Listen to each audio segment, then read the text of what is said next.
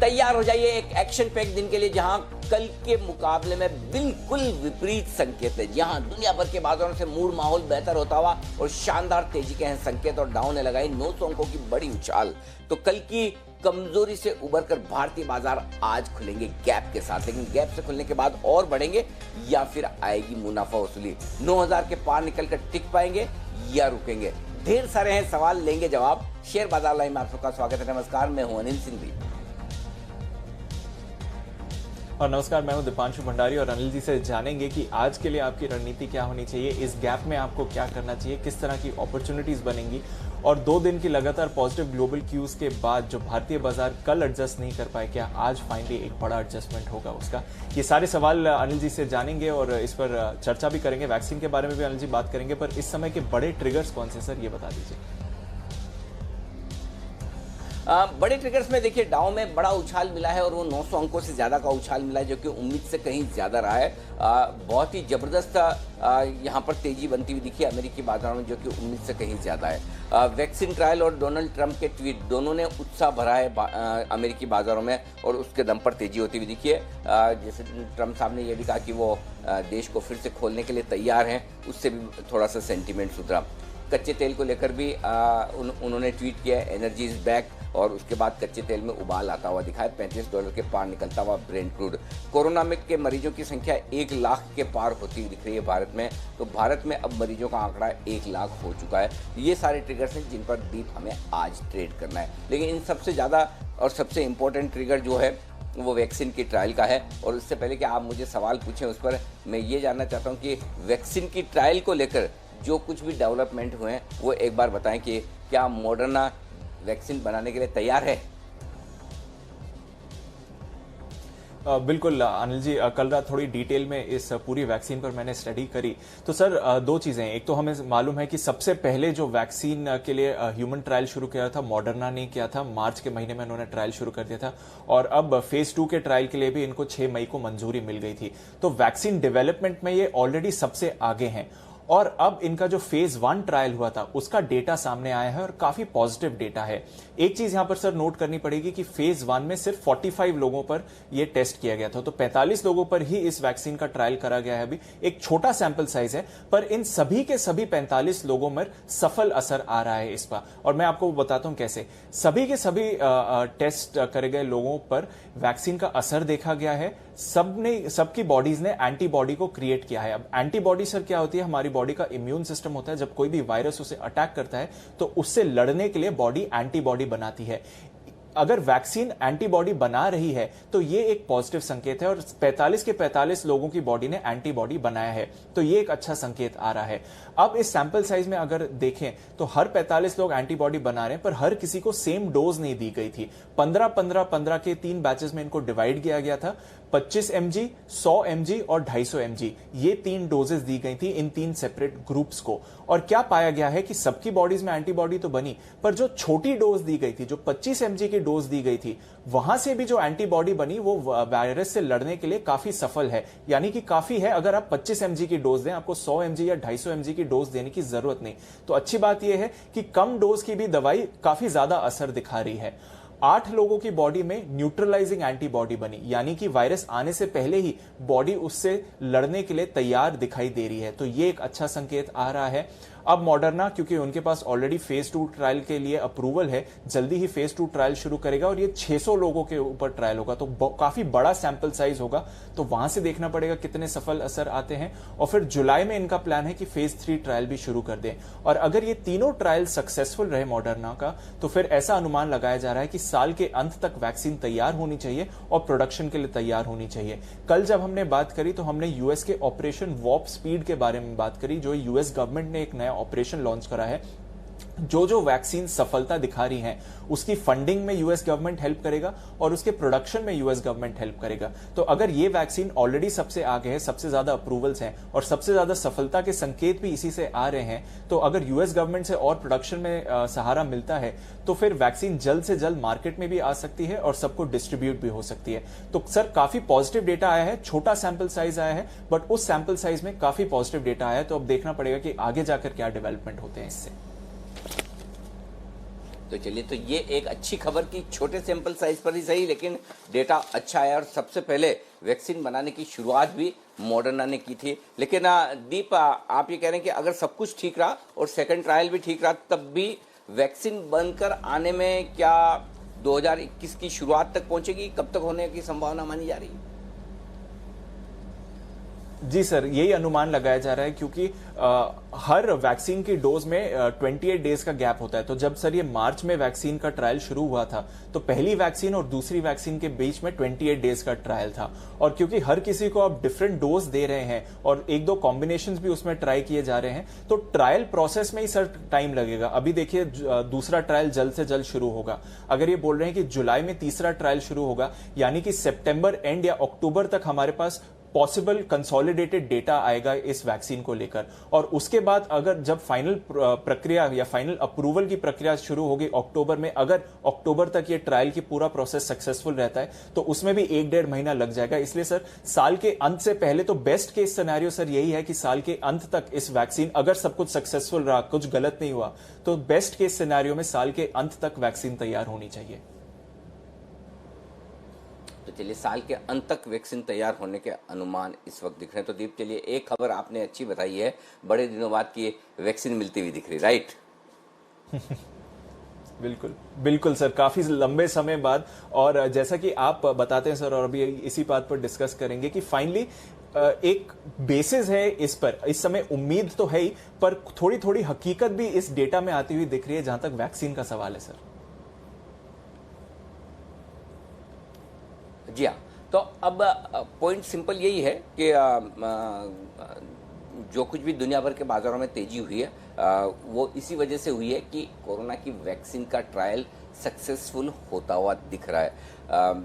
तो ये एक अच्छी खबर है, जहाँ पर जिसकी वजह से अमेरिकी बाजारों में तेजी होती हुई दिखी है। अब 2-3 चीज़ें हैं जो ग्लोबल मार्केट से समझने वाली है। पहली चीज़, ट्रम्प साहब के 2 ट्वीट जो बहुत ही बेहतरीन रहे। पहला कि देश फिर से खुलने के लिए तैयार है। तो अमेरिका की रीओपनिंग के जो उन्होंने सिर्फ 3 ही वर्ड्स लिखे हैं उन्होंने, और 3 शब्दों में उन्होंने कहा कि देश खुलने के लिए तैयार है। दूसरा उन्होंने लिखा है एनर्जी इज़ बैक, यानी कि कच्चे तेल की प्राइसेस फिर से ऊपर आने की उन्हें खुशी है। और उसके बाद कच्चा तेल और उछल गया। तो 2 अच्छी चीज़ें उन्होंने ट्वीट की है। मैं राष्ट्रपति के ट्वीट पर बहुत ज़्यादा फोकस नहीं करता, वो उनके मूड पर डिपेंड करता है। किसी दिन अच्छा ट्वीट करेंगे, किसी दिन खराब ट्वीट करेंगे।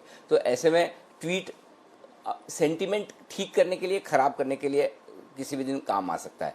लेकिन अल्टीमेटली मॉडर्ना का वैक्सीन अगर सेकंड ट्रायल में पहुंच रहा है, तो ये वाकई में सबसे बड़ी काम की चीज़ है। और ये बड़ा कॉन्फिडेंस देने वाली है कि अगर आपका वैक्सीन अगले साल के पहले तिमाही में भी आ जाता है, कि जनवरी 2021 से मार्च 2021 के बीच में अगर आपको वैक्सीन मिल जाता है, प्रोडक्शन होने लगता है, ठीक है, हमारे यहाँ आते आते थोड़ा सा वक्त लगेगा, लेकिन उसके बावजूद एक बार ये कंफर्ट और कॉन्फिडेंस आ जाए कि हाँ, इस कोरोना का तोड़ मिल गया है, इसकी दवा मिल गई, इसका वैक्सीन मिल गया है, तो मुझे लगता है ये बहुत बड़ा कंफर्ट पूरी दुनिया के लिए है। और अगर इस कंफर्ट पर 900 पॉइंट डाउ उछलता है तो बिल्कुल भी गलत नहीं, ये जस्टिफाइड है, ये होना चाहिए, ऐसा मेरा मानना है। तो सबसे बड़ी चीज़ यही है कि जो कुछ तेज़ी बनी है वो टिकाऊ वाली तेज़ी इस लिहाज से आप कह सकते हैं कि सही रीज़न पर बनी है। सिर्फ स्टेटमेंट्स के दम पर, वो स्टेटमेंट चाहे चीन को डराने धमकाने के हों और उससे बाजार गिरे, वो भी टिकाऊ नहीं होते हैं, या सिर्फ ये कि देश खुलने के लिए तैयार है और उसकी वजह से बढ़ जाए तो भी ठीक नहीं। कुछ सॉलिड होना चाहिए आपके पास बढ़ने या गिरने के लिए। तो हम जो ट्रेड देख रहे हैं, मैं ग्रीड और फियर वो पुराने नाम नहीं देना चाहता दीप, जो लंबे समय से चल रहे हैं। मेरे अपने 2 शब्द मैंने चुने हैं, उम्मीद और हकीकत। कल हम हकीकत के डर से तेजी से गिरे थे, जबकि दुनिया भर में इतने बुरे माहौल नहीं थे, खराबी वाले माहौल नहीं थे, तेजी के माहौल थे। उसके बावजूद कल हम हमारी हकीकत के दम पर गिरे, और आज हम दुनिया भर में वैक्सीन सक्सेसफुल होने की उम्मीद में बढ़ेंगे। और ये है अभी भी उम्मीद, ज़रूरी नहीं कि सेकंड ट्रायल में हो, लेकिन जिस तरह से पहली ट्रायल के रिजल्ट आए हैं वो आपको कॉन्फिडेंस देते हैं कि इस उम्मीद में दम है। तो ऐसे में आज हम उम्मीद के दम पर बढ़ेंगे। तो हकीकत और उम्मीद के 2 एक्सट्रीम कल आपने देखे, एकदम कमजोरी वाले, और आज आप देख रहे हैं एकदम मजबूती वाले। तो ओवरऑल इसीलिए ग्लोबल संकेतों को पॉजिटिव मानकर चलिए, अच्छी खबरों के दम पर। और ये खबरें वो है जो आपका कॉन्फिडेंस बढ़ाने वाली है और सॉलिड है, इनके पीछे बैकिंग है, सिर्फ हवा में स्टेटमेंट्स नहीं है। तो तो मैं ये समझता हूँ जो कुछ भी कल अमेरिका में हुआ तेजी वो जस्टिफाइड है, जायज़ है, और उस लिहाज से थोड़ा और मजबूती वाला माहौल यहाँ पर आपको बनता हुआ दिख सकता है। तो ओवरऑल बढ़िया संकेत है, कोई घबराने की दिक्कत नहीं, कोई घबराने की ज़रूरत नहीं है। और ग्लोबल मार्केट्स न सिर्फ अमेरिका बल्कि आपको बाकी एशियाई बाज़ारों में भी, बाकी दुनिया भर के बाज़ारों में भी उसी का रिएक्शन आता हुआ दिख रहा है। तो ओवरऑल बढ़िया संकेत हम मानकर चलेंगे ग्लोबल मार्केट से। बिल्कुल सर, तो बढ़िया संकेत हैं ग्लोबल मार्केट्स के।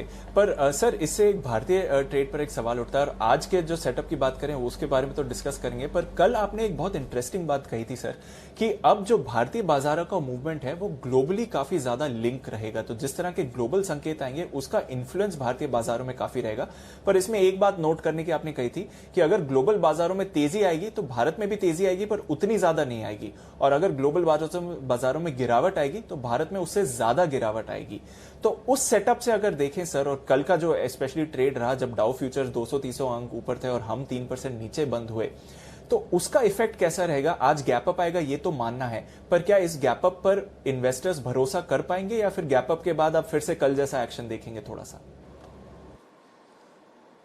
देखिए दीप, इसका सिंपल आंसर ये है कि जब भी किसी बड़े लेवल को तोड़कर आप नीचे जाते हैं तो भी है ना, इन्वेस्टर उस पर बहुत आसानी से भरोसा नहीं करता। नहीं, तेजी का मार्केट है ना, कोई एक आध दिन लेवल टूट गया तो क्या फ़र्क पड़ता है, उस पर आप भरोसा नहीं करेंगे। ठीक उसी तरह से मंदी के बाजार में एक आध दिन बाजार अगर बड़ी उछाल दिखा देता तो आप भरोसा नहीं करेंगे, आप यही मानकर चलेंगे ठीक है ना, एक दो दिन कोई अच्छी खबर आएगी तो बढ़ेगा। लेकिन पॉइंट सिंपल है, इसमें कोई डाउट नहीं कि देखिए कोरोना की वैक्सीन अमेरिका में मिलने के आसार हैं, अभी भी फाइनल इसकी मंजूरी मिलना बाकी है। मंजूरी मिलने के बाद इसका प्रोडक्शन शुरू होगा। प्रोडक्शन शुरू होकर दुनिया भर में कब तक पहुंचेगा, हमारे यहाँ कब तक पहुंचेगा, इसमें लंबा वक्त है। और अगर आप यहाँ से अभी हम मई में हैं, और अगर समझिए अर्लीस्ट 1 जनवरी को भी आपको दवा मिले, वैक्सीन मिले, तब भी कम से कम 6 महीने। इसका मतलब ये है कि सबसे पहली वैक्सीन अगर 6 महीने बाद मिलनी है तो कम से कम 6 महीने तो आपको इस कोरोना के साथ निकालने हैं। तो अब आपको 6 महीने में कितना नुकसान हो सकता है आपकी हेल्थ को, वेल्थ को, इकोनॉमी को, बिजनेस को और ग्लोबल इकोनॉमी को, तो ये हकीकत है। उम्मीद ये है कि 6 महीने बाद चीज़ें सब ठीक हो जाएगी। तो अब आपको ट्रेड किस पर करना है ये डिसाइड करना है। मेरा पॉइंट सिंपल है, दिमाग मत लगाइए, जो ग्लोबल मार्केट्स दिखा रहे हैं उसके साथ रहिए, क्योंकि हमारे पास अपने न तो ट्रिगर है न अपनी ताकत है। तो सिंपल चीज़ है, अगर आप, मैं फिर वही कहूँगा कि अगर आप हमारे मार्केट को बंद कर दें और अगर माफ़ कीजिएगा, अगर अमेरिकी मार्केट को बंद कर देना, हमारे बाज़ारों को सिर्फ हमारे दम पर ट्रेड करना हो, तो क्या हम तेज़ी कर सकते हैं? शायद नहीं। लेकिन अगर हमारे यहाँ माहौल ख़राब है और अमेरिकी बाज़ारों में तेज़ी है, तो क्या हम मंदी कर सकते हैं? शायद नहीं। तो पॉइंट सिंपल है, अमेरिका 900 पॉइंट बढ़ा है, हम उतना नहीं बढ़ेंगे। मैं कल भी जो स्टेटमेंट दिया उसी पर कायम हूँ, हम भी बढ़ेंगे, इसमें कोई डाउट नहीं, लेकिन हम उनके जितना नहीं बढ़ सकते, ये हमारी मजबूरी है। और गिरने में हम थोड़ा सा आगे रहते हैं, उसके अलग अलग कारण और भी हैं, जिसमें 2 प्रमुख कारण ये, एक तो इकोनॉमी की सिचुएशन हमारी उतनी मजबूत नहीं है जितनी अमेरिका की है, और दूसरा जो मार्केट के फैक्टर्स है जिसमें एफआईज की सेलिंग हमारे यहाँ ज़्यादा दमदार आपको दिखती है। तो ये 2 कारण ऐसे हैं जिसकी वजह से भारतीय बाजार अंडर परफॉर्म करेंगे आगे। मैं इस बात पर अब भी कायम हूँ। जहाँ तक अब इस उछाल का सवाल है कि इस उछाल पे कितना भरोसा करना है, पहली चीज़ तो ये दीप की एक चीज़ मानकर चलिए, आपको जो क्लोजिंग, आपको जो ओपनिंग देखनी है, ओपनिंग 9000 के लेवल से गिनना है। ध्यान से सुनिए, आपको 9000 के लेवल से गिनना है कि आप कितने मजबूत हैं। अगर आप 9000 के ऊपर ट्रेड कर रहे हैं तो ही आप मानिए कि आप तेजी में। 8825 के आसपास आप कल बंद हुए, 8823, पौने 200 पॉइंट की तेजी को भूल जाइए। 9000 आपका निर्णायक लेवल है, वहां से ऊपर हैं आप तेजी में, वहां से नीचे हैं तो आपका ट्रेंड अभी भी मंदी का है। Point number 1। पॉइंट नंबर 2, अगर बाजार ने जो 9900, मैं राउंड फिगर में बोल रहा हूँ, 9889 था हाईएस्ट लेवल, 9900 से जो करेक्शन दिया है लगभग 1100 पॉइंट का, वो करेक्शन पूरा करके वापस बाजार मजबूती की तरफ बढ़ेगा। इसके लिए अब जरूरी ये है कि निफ्टी 9200 के ऊपर वापस बंद हो। जब तक निफ्टी 9200 के ऊपर बंद नहीं होता, आप लिख के रख लीजिए, ये लेवल बहुत इंपॉर्टेंट है और इसी से आपको बाजार के डायरेक्शन का पता चलेगा। जब तक निफ्टी 9200 के नीचे है क्लोजिंग बेसिस पर, निर्णायक तौर पर 9200 को के ऊपर बंद नहीं होता। आपको याद होगा पिछले पूरे हफ्ते में लगातार यही कह रहा था कि 9200 अगर क्लोजिंग बेसिस पर तोड़ा निर्णायक रूप से तो फिर हम नीचे हो जाएंगे। और पिछले हफ्ते आपने ये देखा 2 दिन और कल 3 दिन लगातार हम 9200 के नीचे बंद हुए हैं। तो अब जब तक आप 9200 के ऊपर वापस बंद ना हो तब तक आप वापस तेजी में मत आइए। आप ये सोचिए कि ये बीच बीच में जो उछाल आएंगे उस उछाल में आपको प्रॉफिट बुक करना है। अगर आप ओवरसोल्ड मार्केट में खरीद पाएं बहुत अच्छी बात है, वहां पर आप प्रॉफिट बुक करिए, आराम से उछाल मिलता है। हाँ, 9200 के ऊपर निर्णायक तौर पर अगर निफ्टी बंद हो गया तो फिर आप वापस से 9500 9700 के लिए तैयार हो सकते हैं। लेकिन एक बार सबसे बड़ी जो ऊपर की लेवल है वो 9200 की है, 9200 पार करना जरूरी है। और इसी तरह का लेवल जो बैंक निफ्टी पर है वो है 19000 का लेवल। बैंक निफ्टी पर 19000 का लेवल जब तक आप 19000 को पार करके नहीं टिकते हैं, बंद नहीं होते हैं, तब तक आप तेजी में नहीं आ सकते। ये 1500 पॉइंट बैंक निफ्टी में अगर आप बढ़ भी जाएं, लेकिन आपके लिए वही दिक्कत है 19000 के ऊपर ही आपको मूड बदलना है। तो वापस फुल फ्लेज तेजी के मूड में आने के लिए 9200 19000 ये 2 लेवल आपको क्लोजिंग बेसिस पर चाहिए। तो जो सवाल आपने पूछा कि आज की तेजी पर कितना भरोसा करें, बिल्कुल भरोसा करें। हर रोज जिस तरह का माहौल है उस तरह से करें, लेकिन संभावना इस बात की पूरी है कि 9050 9150 इस रेंज में आपको प्रॉफिट बुकिंग आती दिखेगी। आप एक फर्ज करें कि आपने शुक्रवार को तेजी की पोजीशन बनाई, ठीक है, इस उम्मीद में कि शुक्र शनि रवि 3 दिन वित्त मंत्री प्रेस कॉन्फ्रेंस करेगी, कुछ तो ऐसा देगी जिससे कि मंडे को बाजार गैप से खुल जाए। ओके, अब मंडे को अचानक से बाजार गैप से ऊपर खुलने के बजाय नीचे खुले। सबसे बड़ी दिक्कत मालूम है दीप कल के सेशन में क्या हुई? कल के सेशन में तेजी करने वाले ट्रेडर्स को कहीं मौका ही नहीं मिला। पहली टिक पे बाजार जिस तरह से खुला, जिस तरह से लगातार गिरते गया, जब तक आप संभले और सोचे कि यार वाकई में इतना तेजी से क्यों गिर रहा है, तब तक उन लेवल्स पर आ गया जहां आप अपनी तेजी की पोजीशन में लॉस में भी नहीं निकल सकते हैं। तो आज उन लोगों के लिए तो बोनांजा है। आप सोचिए, मतलब छप्पर फाड़ के उनकी तेजी हो रही है। कोई सोच भी नहीं सकता था कल की क्लोजिंग को देखकर कि डाउ 900 पॉइंट ऊपर बंद होगा, 300 पॉइंट जबकि ऊपर था, लेकिन उसके बावजूद 300 साढ़े 300 पॉइंट की तेजी के बावजूद किसी को यह अंदाजा नहीं था कि वैक्सीन मिल सकती है, ट्रम्प साहब के ट्वीट अच्छे आ सकते हैं, डाउ भाग सकता है और गैप से हमें ओपनिंग इंडिया में मिल सकती है। तो जो गैप से ओपनिंग मिल रही है वो आपका नसीब है, वो स्किल्स के बेस पे नहीं है। किसी ने ये एनालिसिस नहीं किया, प्रेडिक्शन नहीं किया कि इतना गैप मिलेगा। हाँ, छोटी मोटी तेजी तो बननी थी, क्योंकि कल हम भी 320 पर कह रहे थे कि आप अपनी सारी शॉर्ट्स काटिए। निफ्टी पर कम से कम आप, ये बहुत ओवरसोल्ड लेवल है, शॉर्ट्स तो काट ही लेनी चाहिए। और जो बड़े एग्रेसिव ट्रेडर हैं वो 9000 का कॉल लेकर जाए, वो एक अलग चीज है। लेकिन पॉइंट सिंपल ये कि इतनी बड़ी गैप से ओपनिंग जो मिली है उसमें कई सारे फंसे हुए ट्रेडर्स जो शुक्रवार की तेजी की पोजीशन लेकर बैठे हैं, हालांकि उनके लेवल 9150 9200 के होंगे, 9100 के ऊपर के तो पक्के ही हैं, लेकिन फिर भी उनके लिए शायद एक मौका बनेगा और वो आएगा मौका तो वो एग्जिट करने के बारे में सोचेंगे, निकलने के बारे में सोचेंगे। तो आज मेरे लिए 9:15 पर क्या होता है ये बिल्कुल भी इम्पोर्टेंट नहीं है। अगर वो इम्पोर्टेंट है तो सिर्फ इस लिहाज से कि क्या मैं 9:15 पर 9000 के ऊपर खुलता हूँ और टिकता हूँ। लेकिन मेरे लिए ज़्यादा इंपॉर्टेंट ये है कि 3:30 पर मैं कहाँ बंद होता हूँ, और 3:30 पर मेरे लिए अगर 9000 के नीचे की क्लोजिंग होती है तो फिर इस बाजार में मजा नहीं। तो आज तेजी करने वाले ट्रेडर्स के लिए बड़ा टेस्ट है, और मंदी करने वालों के लिए भी, कि वो 9000 के ऊपर या 9000 के नीचे कहाँ की क्लोजिंग देखते हैं। तो इम्पोर्टेंट 3:30 बजे है, 9:15 बजे नहीं। बहुत साफ है इसमें कि आज ताकत आपको पता चल जाएगी। वैसे असली ताकत तेजी करने वाले ट्रेडर्स की पता चलेगी 9200 की क्लोजिंग होने के बाद। तो देखते हैं क्या कुछ होता है। बिल्कुल देखते हैं क्या कुछ होता है, बट 9000 एक निर्णायक लेवल है, स्पेशली क्लोजिंग बेसिस के लिए तो एक काफी इंपॉर्टेंट लेवल है आज के ट्रेड के लिए। आगे जाके देखते हैं। पर सर आज के बाकी संकेत देखें तो कैसे लग रहे हैं? ग्लोबल तो आपने कहा ही है पॉजिटिव है, एफआईज के संकेत नेगेटिव हैं, बहुत ही जमकर बिकवाली बार बार लगातार कर रहे हैं और यही बाजारों को परेशान कर रही है। घरेलू फंड्स के संकेत न्यूट्रल साइड पर हैं। वायदा कारोबार के संकेत मैंने पॉजिटिव साइड पर रखे हैं दीप, जो मैं आगे विस्तार से बताऊंगा। सेंटीमेंट डेफिनेटली पॉजिटिव हुआ है आज, जिस तरह से ग्लोबल मार्केट्स और दवा की खबर आई है। ट्रेंड नेगेटिव हुआ है, 9000 के नीचे की क्लोजिंग आने के बाद ट्रेंड मेरे लिए नेगेटिव हुआ है। तो आज बहुत से मिक्स संकेत हैं एकदम। जो ग्लोबल संकेत तो पॉजिटिव, आप नेगेटिव कभी भी देखते हैं, लेकिन वायदा कारोबार के संकेत भी पॉजिटिव आए। आज की रेंज अब मैं आपको बता दूं, अगला निफ्टी पर मजबूत सपोर्ट जोन जो है 8,750, 8,825 पर है।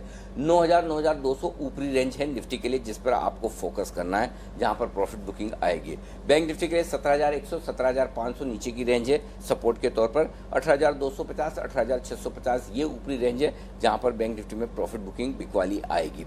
आज की छोटी डे रेंज गिन लीजिए, 8,925, 9,000 ये निफ्टी के लिए। 8,825, 9,050 ये मीडियम रेंज रहेगी। ज़्यादा संभावना है कि हम इसी रेंज से काम चला लें, लेकिन फिर भी सेफर साइड बड़ी रेंज 8,750, 9,150, 9,200 की निकल कर आती है ऊपर की तरफ। बैंक निफ्टी का जहां तक सवाल है, 17,600, 18,000 आज की छोटी रेंज है। 17,500, 18,250 की आज की मीडियम रेंज होनी चाहिए, शायद हम इसी से काम चला लें, लेकिन 17,100, 18,500 ये आज की बड़ी रेंज होगी। तो आज का सेशन मार्केट के लिए मेक और ब्रेक है। और जो मैंने कहा, एक बार फिर से आपको बता दूं, तेजी में आप फुल फ्लेज तभी आइए जब 9,200 के ऊपर क्लोज मिले आपको निफ्टी, 19,000 के ऊपर क्लोज मिले बैंक निफ्टी। वो आज ना हो, भले अगले 2-4 दिनों में हम। एक चीज़ और है जो मैं अभी से बताना चाहता हूँ, जिसकी वजह से मैं आपको ये कह भी रहा हूँ कि बड़ा एक्शन हो रहा है, वो है पुट कॉल रेशियो 0.95। ये ओवरसोल्ड हो चुका है। एक के नीचे का पुट कॉल रेशियो ओवरसोल्ड है। और अगर आज ग्लोबल संकेत इतने मजबूत नहीं होते, तब भी मैं आपको ये कहता कि निचले स्तर पर आपको शॉर्ट नहीं करना है, शॉर्ट काटनी है, लॉन्ग करना है, क्योंकि पुट कॉल रेशियो एकदम ओवरसोल्ड लेवल पर है। तो एक शॉर्ट कवरिंग आना तय है। हालांकि विक्स 8% बढ़कर आया है, जो फिर से उतार चढ़ाव बढ़ने के संकेत आपको दे रहा है। दी बिल्कुल, तो ओवरसोल्ड मार्केट है, बाउंस बैक के लिए तैयार है। आज 9,000 के ऊपर क्लोज होना इंपॉर्टेंट है, पर जैसे कि अनिल जी ने कहा, ट्रेंड चेंज होने के लिए 9,200 के ऊपर की क्लोजिंग चाहिए। तो अभी इसलिए ट्रेंड नेगेटिव रखा है अनिल जी ने, बट बाकी सारे संकेत अच्छे हो रहे हैं। सर, जिनकी एग्जिस्टिंग पोजीशंस है उनके तो स्पेशली तेजी वालों की, उनको आज क्या स्ट्रैटेजी लेनी चाहिए? और कल आपने एक बात भी बोली थी कि जो अग्रेसिव ट्रेडर्स है 9,000 का कॉल खरीद के रखें, वहां पर भी अगर कोई उनके लिए एडवाइस हो तो सर। 8,800 ये आपका स्टॉप लॉस होना चाहिए अगर आपकी तेजी की पोजीशन है तो। अब इंट्राडे भी और क्लोजिंग बेसिस पर भी, और पर 17,500 होना चाहिए इंट्राडे भी और क्लोजिंग बेसिस पर भी। जिन लोगों ने पोजीशन ले रखी है, कल अगर कॉल लेकर गए, तो मेरा ये मानना है कि या तो खुलते ही उस कॉल ऑप्शन में आपके पैसे बन जाएंगे, 200 पॉइंट ऊपर निफ्टी खुल रहा है, प्रॉफिट बुक कर लें, या फिर निफ्टी स्पॉट लेवल पर 8,900 का स्टॉप लॉस रख लें। स्पॉट लेवल अगर 8,900 के नीचे निफ्टी आपको फिर से जाता दिखे स्पॉट लेवल पर, तो फिर आप अपने कॉल से निकल जाएं, तब भी आपके 75-100 रुपये तो बन ही जाएंगे। इतने पॉइंट तो आपको फिर भी मिलेंगे। तो मेरा ये समझना है कि आप अगर या तो खुलते ही आप प्रॉफिट बुक कर लें। 9,000, 9,050 का स्पॉट लेवल बहुत बढ़िया लेवल है, जहाँ पर प्रॉफिट अगर आप बुक करते हैं तो बिल्कुल भी गलत नहीं है प्रॉफिट बुक करने के लिए। तो वो दोनों में से जो आपको ठीक लगे वो कर सकते हैं। जहाँ तक शॉर्ट पोजीशन का सवाल है दीप, इंट्राडे ट्रेडर्स के लिए 9,050 शॉर्ट लेवल, इनफैक्ट 9,000 भी रख सकते हैं, लेकिन मैंने सेफर साइड पर 9,050 रखा है। और 9,200 क्लोजिंग बेसिस पर है, इसके ऊपर निफ्टी बंद होता है तो आप अपनी शॉर्ट काट लीजिए। बैंक निफ्टी का जहाँ तक सवाल है, छोटा सा लेवल दिया है मैंने, तो बैंक निफ्टी पे लेवल बहुत ऊपर का आ रहा है, 18,700 का आ रहा है। अब 18,700 यानी 1,200 पॉइंट ऊपर का मैं कैसे दूं? तो इसलिए मैंने ये सोचा कि 18,000 का लेवल ठीक है इंट्राडे बेसिस पर, 18,000 का लेवल निफ्टी पर भी और बैंक निफ्टी पर भी, क्लोजिंग बेसिस पर और इंट्राडे बेसिस पर बैंक निफ्टी और निफ्टी पर ये आपका स्टॉप लॉस होगा। ओके, तो ये तो रही जहां तक आपकी एग्जिस्टिंग पोजीशंस का सवाल है। नई पोजीशन सर आज कैसे बनाए? 8,800 के स्टॉप लॉस के साथ निफ्टी खरीदें। 9,000, 9,050, 9,125, 9,150 तक के टारगेट के लिए आप खरीदारी कर सकते हैं। ये आपके निफ्टी में खरीदारी की राय है। जो लोग बेचना चाहते हैं, 9,000 के लेवल से आपको ये सोचना है कि मुझे कहाँ बेचना है। मार्केट का मूड देखें, डाउ फ्यूचर्स देखें जो लाल निशान में आ गया, एशिया का देख ले हाल क्या है क्या नहीं, उसके बेसिस पर आपको डिसाइड करना है कि आपको बेचना कब और कहाँ है। ठीक है, तो लेकिन बढ़िया लेवल 9,050, 9,150 के हैं। 9,000 पे आप एक लोट बेचिए, 9,100 पर दूसरा, 9,150 पर तीसरा, इस तरह से टुकड़ों टुकड़ों में आप बेच सकते हैं। 9,000, 8,925, 8,825 ये 3 टारगेट नीचे की तरफ के आपके फिर से बनेंगे अगर आप शॉर्ट पोजीशन बनाते हैं या निफ्टी में। जो लोग खरीदना चाहते हैं बैंक निफ्टी, उनके लिए 17,500 स्टॉप लॉस का लेवल होगा। 18,000, 18,250, 18,500, 18,650 ये 4 टारगेट ऊपर के बन सकते हैं बड़े वाले, अगर ग्लोबल मार्केट्स में तेजी बढ़ती है तो। जो शॉर्ट करना चाहते हैं, अब यहाँ पर शॉर्ट करने में बैंक निफ्टी में दीप सवाल ये कि कहाँ शॉर्ट किया जाए। क्या 18,000 पे ही कर दें? थोड़ा रिस्की है, तो देखते खुलने के बाद कि 18,000 पार होता नहीं होता। जैसा मैं आपको कह रहा था कि 9,000 के ऊपर से गिनना शुरू कीजिए निफ्टी में कितनी तेजी है, वैसे ही बैंक निफ्टी में 18,000 के ऊपर से गिनना शुरू कीजिए कि तेजी कितनी है। तो 18,000 के ऊपर से आप पॉइंट्स गिनिएगा। तो 18,250 18,500 ज़्यादा सेफ रेंज मुझे दिखती है शॉर्ट करने के लिहाज से। और नीचे 18,000 का टारगेट बनेगा, 17,850 17,600 इन 3 टारगेट के लिए आपको बिकवाली करनी चाहिए। बैंक निफ्टी में कोई स्टॉक एफएनओ बैन में नहीं है, भेल और आइडिया दोनों ही बाहर निकल चुके हैं, तो अभी बैन में कुछ भी नहीं। दीप बिल्कुल अनिल जी, तो ये तो रहा जहां तक आज की नई पोजीशंस बनाने के सवाल है। सर अब थोड़ा जो फंड फ्लो डेटा है उसके बारे में चर्चा कर लेते हैं। जो आपने एफएनओ क्यूज के बारे में बात करी, कल तो हैवी बिकवाली देखी हमने एफआईआईज की तरफ से। ओके, 2500 करोड़ की बिकवाली कल भी आई है कैश मार्केट में एफआईआईज की, और लगातार बड़ी बिकवाली होती हुई दिख रही है। और कैश में ही नहीं दीप, वायदा कारोबार में भी उतनी ही बड़ी बिकवाली है। 800 करोड़ की बिकवाली वायदा कारोबार में इंडेक्स फ्यूचर्स में है। स्टॉक्स में 525 करोड़ के आसपास की बिकवाली। तो आप ये कह सकते हैं कि 3,000 करोड़ के तो स्टॉक ही बेच डाले, 800 करोड़ का इंडेक्स और ऊपर से बेच दिया, तो दबा कर अच्छा बेचा है एफआईआईज ने, जमकर बिकवाली की है।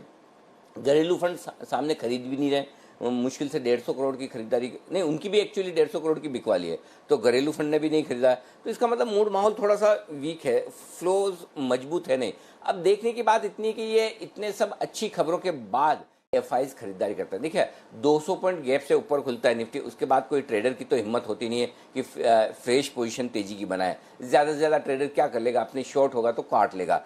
200 पॉइंट गैप पर हिम्मत अगर किसी की है तेजी मंदी करने की, इतना 200 पॉइंट का गैप मिले, तो वो फॉरेन फंड्स ही होते हैं, हेज फंड्स ही होते हैं, जो इतने गैप के बाद भी डायरेक्शन व्यू लेकर और ट्रेड करते हैं। तो आज देखते हैं 9,000 के आसपास खुलने के बाद शॉर्ट कवरिंग ट्रिगर होती है नहीं। तो आज पहले हाफ में, या यूं कहें कि पहले आधे एक घंटे में, सबसे बड़ा इंपॉर्टेंट ट्रिगर यही होगा कि क्या शॉर्ट सेलर डरते हैं। शॉर्ट सेलर से मेरा मतलब सिंपल है, चाहे वो ट्रेडर हो चाहे एफआईआईज हो, शॉर्ट्स दोनों की हैं। और क्या उन्हें ये डर लगता है कि वैक्सीन मिली है, अमेरिकी बाजार मजबूत हुए, इसलिए कल हम गलत पड़ गए, आज के आज शॉर्ट काट लें, या वो ढीठ की तरह खड़े रहेंगे। नहीं, देखते ना 3:30 बजे क्या होता है, टिकने देते हैं, टिकेंगे क्या?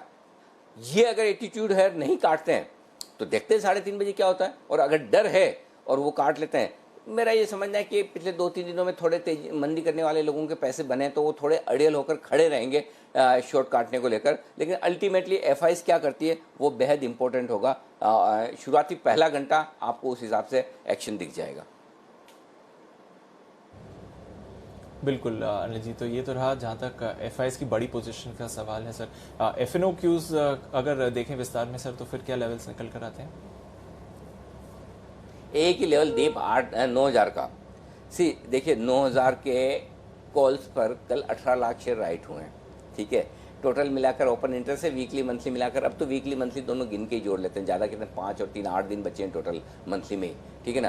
तो सिंपल चीज़ है आपके लिए, 29 लाख शेयरों का ओपन इंटरेस्ट कॉल्स में है, 9,000 के पुट पर 27 लाख शेयरों का ओपन इंटरेस्ट है, और उसमें से कल 18 लाख शेयर कल ही जुड़े हैं कॉल्स में।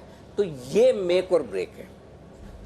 9,000 9,050 के ऊपर आप ट्रेड करना शुरू करेंगे, तो जिन लोगों ने 9,000 के लेवल पर कॉल राइटिंग कल की और ये सोच कर अरे कौन सा ऊपर खुल जाने वाला है, ठीक है, डाउ 300-400 पॉइंट ऊपर दिख भी रहा है तो ठीक है, खुल के कितना खुल जाएगा।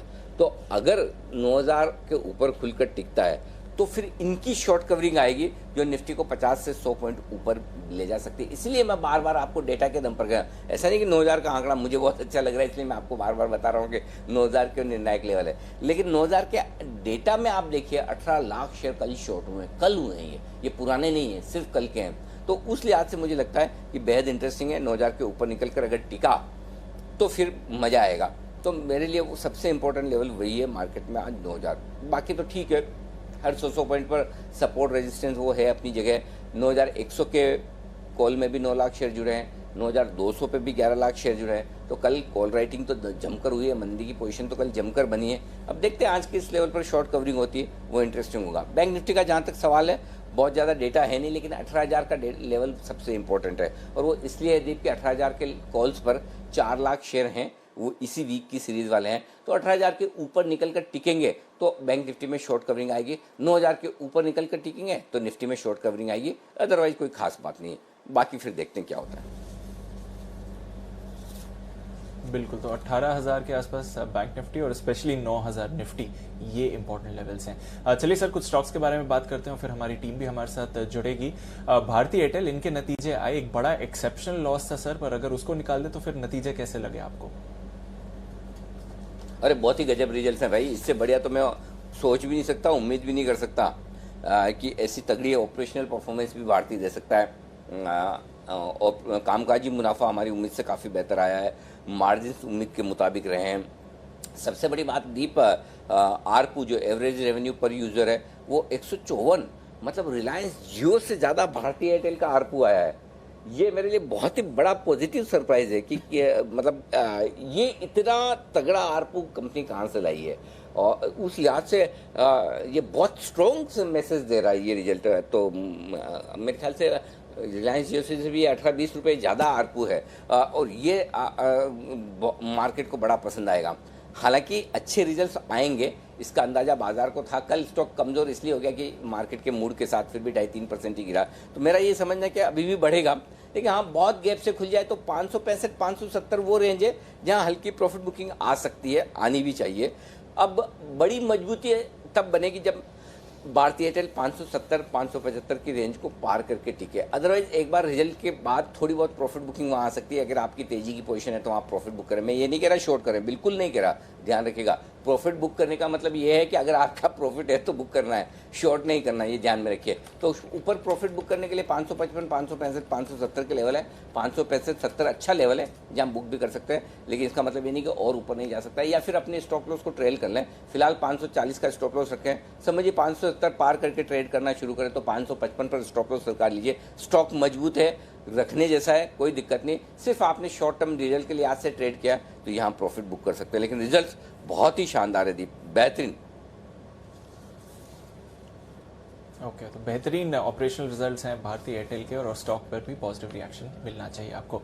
चलिए अब जान लेते हैं कि अनिल जी की तरफ से आज का stock of the day recommendation कौन सा है।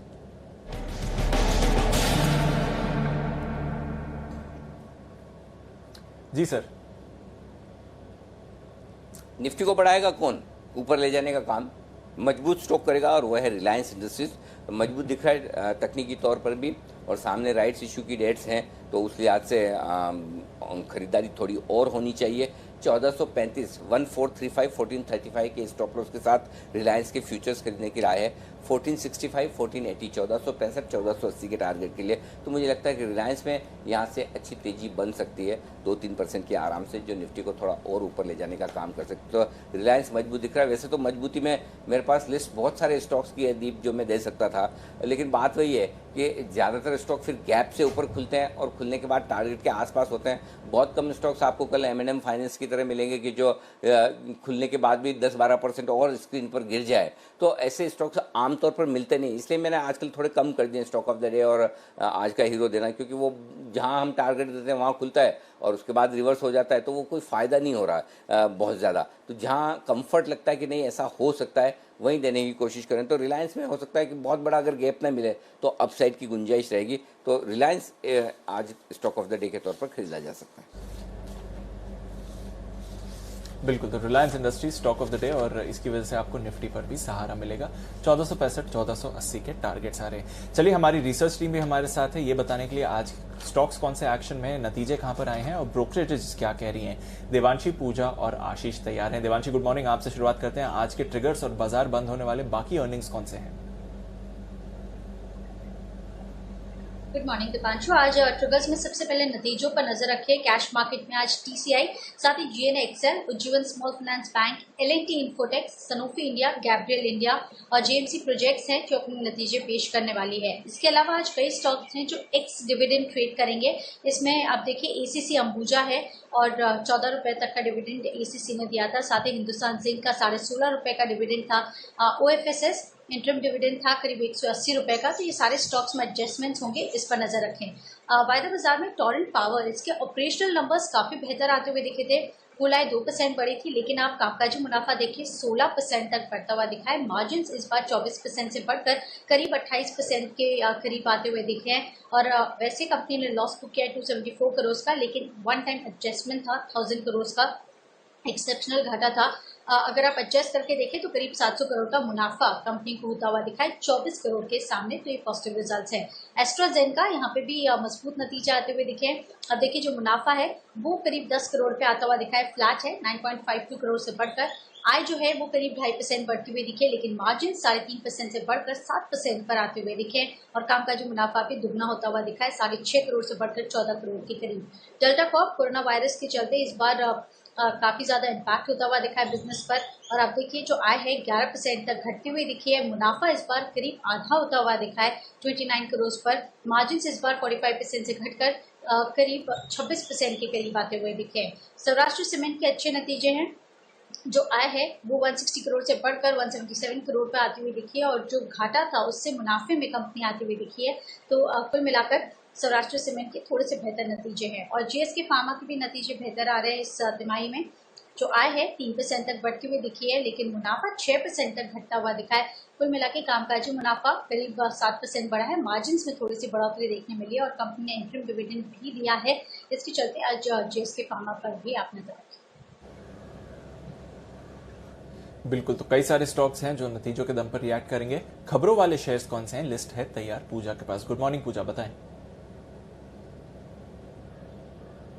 Good morning Deepanshu. सबसे पहले वेदांता से शुरुआत करते हैं। बोर्ड ने डीलिस्टिंग को मंजूरी दे दी है और जो फ्लोर प्राइस है वो 87.50 तय किया गया है। रिवर्स बुक बिल्डिंग की प्रक्रिया से ये डीलिस्टिंग का भाव तय होगा, तो वेदांता आज फोकस में रहेगा। टाटा स्टील पर नजर रखिए। कंपनी नेदरलैंड कारोबार में करीब 1000 कर्मचारियों की छटनी करेगी, इस तरह का अपडेट आ रहा है टाटा स्टील की तरफ से। कोल इंडिया, यहाँ पर भी सरकार की सफाई आई है। प्राइवेटाइजेशन को लेकर जो खबर आ रही थी उस पर सफाई दी है कि प्राइवेटाइजेशन करने की सरकार की अभी फिलहाल कोई योजना नहीं है। पीवीआर, खबर है कि जुलाई अगस्त तक फेज वाइज सिनेमा हॉल्स खोलने की अनुमति सरकार दे सकती है। इस तरह का डेवलपमेंट होने की खबर आ रही है, तो पीवीआर आज फोकस में रहेगा। और आखिर में बात करते हैं फ्यूचर सप्लाई चेन की। केयर ने एनसीडी और लंबी अवधि के बैंक फैसिलिटी की रेटिंग A+ से घटाकर A- की दी है, और छोटी अवधि की बैंक फैसिलिटी की रेटिंग भी घटा दी है, A1 से घटाकर A2+ की दी है। ओके, तो कई सारे स्टॉक्स हैं फोकस में, और वेदांता ये एक बार फिर से आज फोकस में रहेगा। चलिए अब जान लेते हैं कि आज ब्रोकरेज एक्शन किधर देखने को मिल सकता है FIR में।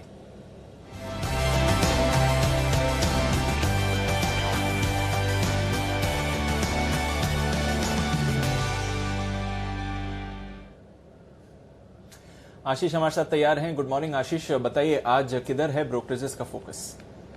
Good morning Deepanshu. भारतीय एयरटेल पर ही फोकस है। आज 4 ब्रोकरेज हाउस की रिपोर्ट्स आई हैं और नतीजे तो बढ़िया देखने को मिले थे। ब्रोकरेज हाउस ने हाईलाइट करके कहा है कि जो ऑपरेशनली नतीजे हैं काफ़ी ज़्यादा स्ट्रॉन्ग देखने को मिले। खासतौर पर अगर आप देखें तो एवरेज रेवेन्यू पर यूजर यानी आरपू के हिसाब से अगर आप देखें तो दिसंबर तिमाही से लगभग 14% की बढ़त देखने को मिली है। हालांकि मुनाफे का आंकड़ा थोड़ा सा आपको निराशाजनक देखने को मिलेगा, क्योंकि कंपनी ने स्पेक्ट्रम खर्च के लिए एक भारी भरकम प्रोविजनिंग की है, जिसके चलते दबाव है। लेकिन ऑपरेशनली जो नतीजे हैं, सब्सक्राइबर बेस में जो एडिशन हुआ है उसको लेकर ब्रोकरेज हाउस काफी ज्यादा पॉजिटिव नजर आ रहे हैं। सबसे ज्यादा लक्ष्य दे रहे हैं CLSA। इन्होंने खरीदारी किराए को बरकरार रखा है 670 रुपए के लक्ष्य के लिए, और सबसे कम लक्ष्य दिया है मॉर्गन स्टैनली ने। इन्होंने ओवरवेट की रेटिंग को बरकरार रखा है 575 रुपए के लक्ष्य के लिए। इसके अलावा क्रेडिट स्विस ने भी रिपोर्ट निकाली है, आउट परफॉर्म की रेटिंग को बरकरार रखा है 600 रुपए के लक्ष्य के लिए, और UBS ये खरीदारी किराए दे रहे हैं 615 रुपए के लक्ष्य के लिए। इसके अलावा अगर आप देखें तो डॉक्टर लाल पैथ लैब्स के भी नतीजे आते हैं। नतीजे थोड़े से कमजोर देखने को मिले थे, जिसके चलते मॉर्गन स्टैनली ने अंडरवेट की रेटिंग को बरकरार रखा है 1503 रुपए के लक्ष्य के लिए। ये कह रहे हैं कि लॉकडाउन खुलने के बाद ही पूरी तरीके से रिकवरी देखने को मिलेगी। हालांकि जो वॉल्यूम्स है उसमें गिरावट देखने को मिली है, और कंपनी का जो लागत खर्च है वो बढ़ता हुआ नजर आ रहा है, जिसके चलते थोड़ी सी नेगेटिव रेटिंग बरकरार रखे हुए हैं। CLSA की एक और रिपोर्ट है क्रॉम्पटन ग्रीव्स कंज्यूमर इलेक्ट्रिकल्स पर, जहां पर खरीदारी के राय को बरकरार रखा है 225 रुपए के लक्ष्य के लिए। ये कह रहे हैं कि इनका जो नॉन डिस्क्रिशनरी प्रोडक्ट्स का पोर्टफोलियो है, यहाँ पर जो है बिक्री वो सामान्य देखने को मिलेगी। मिसाल के तौर पर अगर आप देखें तो फैन, लाइटिंग और पंप ये जो है नॉन डिस्क्रिशनरी प्रोडक्ट्स में शामिल होते हैं, तो यहाँ पर ज्यादा बिक्री पर दबाव देखने की आशंका नहीं है। आखिरी रिपोर्ट है मॉर्गन स्टैनली की रिपोर्ट है IGL पर, जहां पर ओवरवेट की रेटिंग को बरकरार रखा है 471 रुपए के लक्ष्य के लिए। ये कह रहे हैं कि गैस की मांग एक बार लॉकडाउन पूरी तरीके से खुल गया तो बढ़िया बाउंस बैक देखने को मिलेगा, क्योंकि कंपनी की जो 70% गैस है वो ट्रांसपोर्टेशन सेक्टर को जाती है, जिसके चलते काफी ज्यादा बुलिश है कि एक बार लॉकडाउन खुल गया तो फिर बिक्री में भी बढ़त देखने को मिलेगी। ओके, तो ये है आपके लिए तमाम रिपोर्ट्स जिन पर आज एक्शन रहेगा। आइए शुरुआत करते हैं एक्शन की, और हमारे साथ हैं हमारे एक्सपर्ट्स। वक्त है पिक ऑफ द डे का।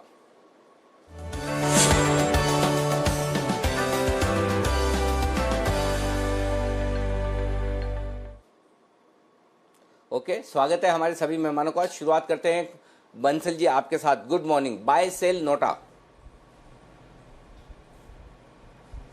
गुड मॉर्निंग अनिल जी, हमने तो पिक ऑफ द डे कल ही दिया था आयशर मोटर, जिस पे एक बड़ा ब्रेकडाउन देखने को मिला था, बट जिस तरीके से यूएस मार्केट में रिकवरी आई है और सिंगापुर निफ्टी से गैप अप ओपनिंग के संकेत हैं, तो वेट एंड वॉच है। एज ऑफ नाउ तो अनिल जी कोई नया पिक नहीं है, आयशर मोटर को ही मॉनिटर करेंगे। अगर कुछ जल्दी रिवर्सल के संकेत आते हैं तो उस पर अपडेट देंगे। As of now Eicher motor के साथ ही स्टिक करूंगा। ओके, तो नया कुछ भी नहीं। बंसल जी का नोटा है इस वक्त। कुणाल जी आपका? Good morning Anil ji, good morning Deepanshu. Anil ji देखिए, आज मैं पूरी तरह आपके साथ हूँ।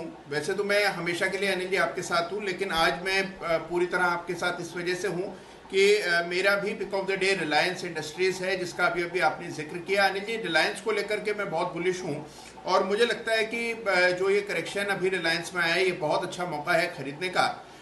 रिलायंस एक ऐसा स्टॉक है अनिल जी, जहां आप देख रहे हैं कि हम अभी किसी स्टॉक में छोटे से पैसे निवेश करने में भी इतना कतरा रहे हैं, वहां इतनी बड़ी बड़ी अमेरिकी संस्थाओं ने रिलायंस में पैसा डाला है, तो इससे पता लगता है कि लोगों का विश्वास है रिलायंस में और कुछ बड़ा होने जा रहा है। तो इसलिए रिलायंस में इन स्तरों पर डेफिनेटली बाय करना चाहिए, न केवल शॉर्ट टर्म के लिए बल्कि मीडियम टू लॉन्ग टर्म, जहां पर मैंने और राकेश जी ने 10 की कमाई में भी इस पर खरीदारी की राय दी है।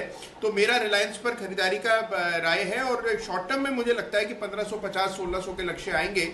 1550, 1600 इमीडिएट टारगेट होगा, लेकिन उसके परे भी रिलायंस जाएगा। तो गिरावट में रिलायंस में खरीदारी की राय।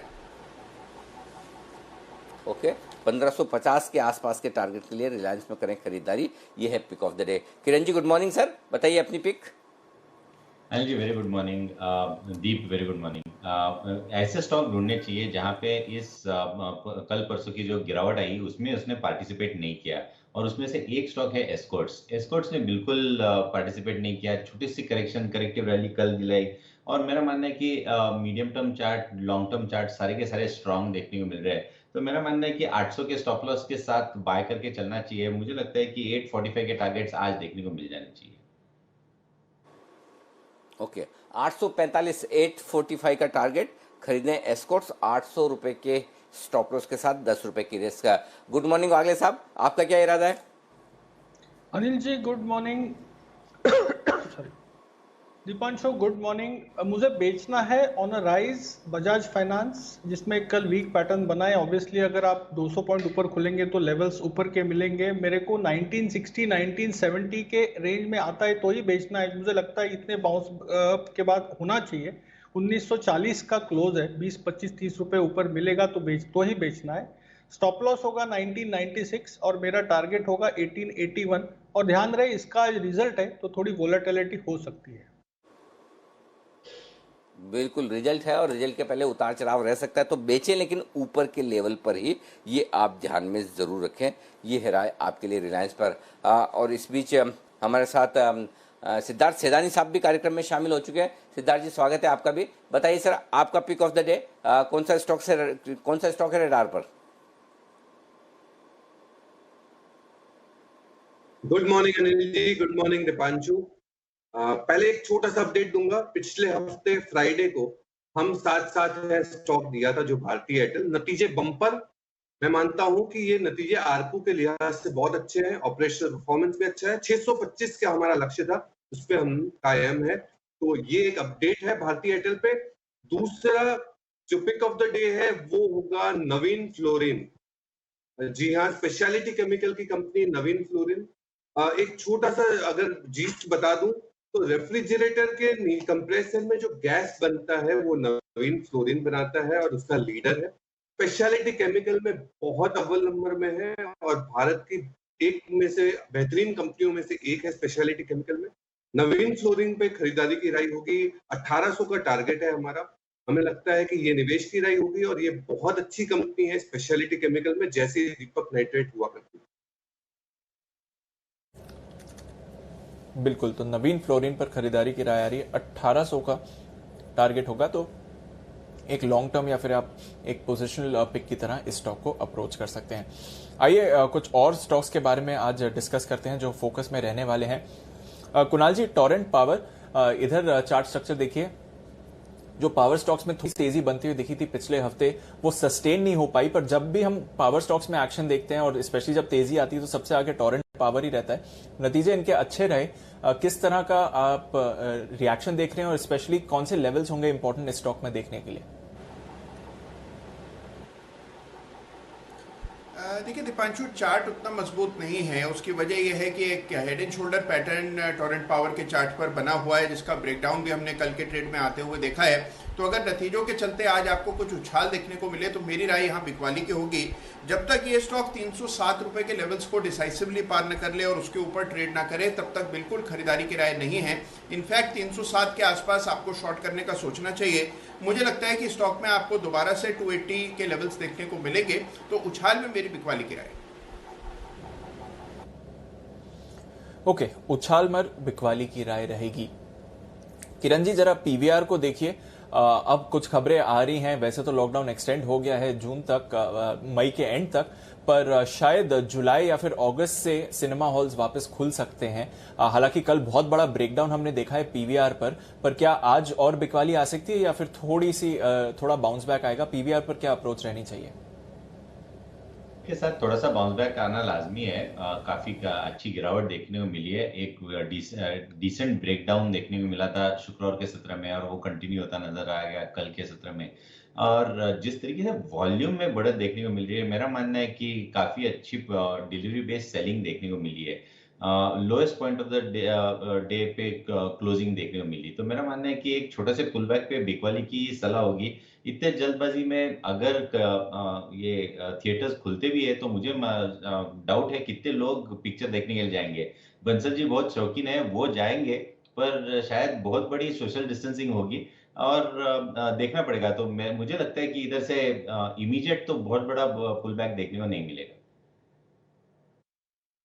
ओके, लेकिन अगर एक मिनट, मेरा एक सवाल है। जब किरण जी ने बोला बंसल जी बड़े शौकीन जाएंगे, बंसल जी अगर आप पिक्चर देखने जाएंगे पीवीआर खुलने के बाद और भाभी जी के साथ जाएंगे, तब भी सोशल डिस्टेंसिंग रखेंगे? उस वक्त 2-3 कुर्सी छोड़कर बैठेंगे? नहीं, देखिए अनिल जी, मैं मूवीज का शौकीन हूँ, बट शौकीन at the cost of health life. Anil ji, इतना शौक नहीं है। मैं जब तक वैक्सीनेशन अनिल जी आ नहीं जाता, जब तक लग नहीं जाता, तब तक मैं कहीं जाने आने वाला नहीं हूँ। तो ये गलत फहमी है कि मैं जाऊंगा। अनिल जी, बिल्कुल नहीं जाऊंगा। बिल्कुल। वैसे भी जुलाई अगस्त की बात कर रहे हैं पीवीआर वाले, तो जुलाई अगस्त भाई अल्टीमेटली कभी तो खुलेंगे। जुलाई अगस्त में अभी 2-3 महीने हैं। तो वही बात है कि बहुत ज़्यादा उत्साहित होने की ज़रूरत नहीं है कि इस स्टेटमेंट से कि जुलाई अगस्त में खुल जाएंगे। खुलने के बाद भी जो किरण जी कह रहे हैं दीप, वो बड़ी इंपॉर्टेंट चीज़ है कि कितने लोग मूवी देखने जाएंगे। जी बिल्कुल अनिल जी, इंपॉर्टेंट चीज़ है। देखते हैं किस तरह का मूवमेंट आता है। फर्स्ट ट्रेड शुरू करें उससे पहले सिद्धार्थ जी, एक वेदांता पर आपसे कमेंट। कल बोर्ड की बैठक थी, 87.5 का जो फ्लोर प्राइस है उसके साथ ही बोर्ड ने भी रिकमेंडेशन दी। हालांकि रिवर्स बुक बिल्डिंग के थ्रू नया प्राइस डिस्कवर होगा। तो जो लोग इस समय वेदांता में, स्पेशली जो लॉन्ग टर्म इन्वेस्टर्स हैं जिन्होंने पॉसिबली एक हायर प्राइस पर भी लिया होगा, उनको क्या अप्रोच रहनी चाहिए जहां तक वेदांता का सवाल है? मेरे हिसाब से ये जो डीलिस्टिंग है इसमें टेंडर कर देना चाहिए, उनका अप्रोच यही होना चाहिए। ओवरऑल पर्सपेक्टिव से हालांकि कंपनी अच्छी है, बट गिरावट जिस हिसाब से हुई है और जिस हिसाब से वैल्यू है कंपनी की, वो सही डायरेक्शन में मार्केट ने डेवलप नहीं किया है।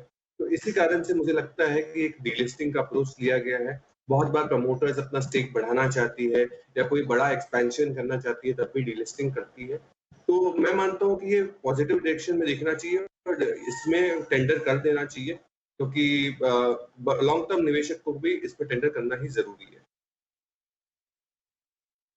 ओके, लेकिन किस प्राइस पर टेंडर, किस प्राइस पर करना चाहिए सिद्धार्थ जी? वो बड़ा सवाल है। 87.5 पर या कोई और प्राइस? मैं मानता हूं कि अनिल जी 90-95 के नजदीक में टेंडर करना चाहिए।